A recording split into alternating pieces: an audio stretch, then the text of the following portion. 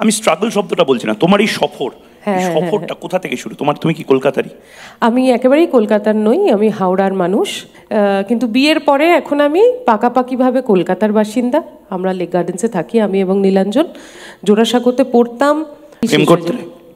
প্রেম করতে ছোট্ট থেকে প্রেম করেছি আমি, ভীষণ প্রেমে পড়তে ভালোবাসি। আমাদের বাংলার জন্য যদি কোনো প্রেমের গান হয়, ফার্স্টেই কি মাথায় আসে?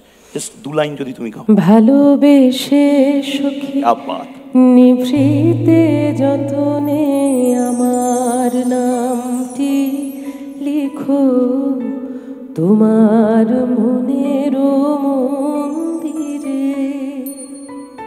প্রাক্তন ওয়াজ আ বিগ জার্নি, মানে প্রাক্তন that was a turning point of my বর্তমান এবং ভবিষ্যৎ নির্ধারণ করে দিয়েছিল বোধহয়। একদম। আর সেই সময় একটা অসাধারণ ব্রেকআপও আমার হয়েছিল, তো সেই জন্য।